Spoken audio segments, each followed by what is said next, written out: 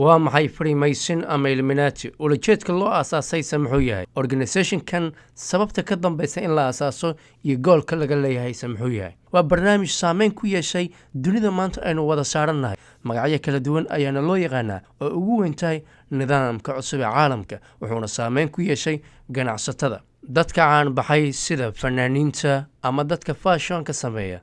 siyaasiyiinta dhammaantood waxay hoos galaan nidaamka cusub ee la magac baxay nidaamka cusub ee caalamka waa maxay ulajeedka loo aasaasay nidaamkan xaguubu ku salhayaa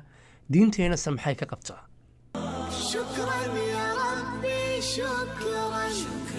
hadayta qalbi shukran nawarta darbi shukran nidaamka cusub ee caalamka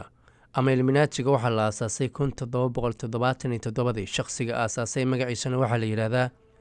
Johann Adam Weishaupt wuxuuna dhashay 1748 bishii 2 waxa uu ku dhashay magaalo la yiraahdo Bavarian City ee ku taala Jarmalka waxa uu dhintay 1830 bishii 1818 Johann Adam ayaa u kuurgalay arrintan sida ay u ballaaran lahayd organization-kan ayaa lagu macneeyay ama ulajeedkiisu yahay sidii loo heli lahaa jeel cusub oo soo dhoweeya Masiix Dajaal Allah subxaanahu wa ta'aala wuxuu inooga digay fitanka dunida ka soo socda waa maalinta la soo fasaxo Masiix Dajaal fiidiyogeena ugu horeeya waxaynu ku barannay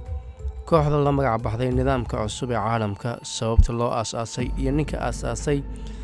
balse sirta ka dambaysa maxay tahay waxaad uga bogan doontaa muuqaalada soo socda fanaaniinta siyaasiyiinta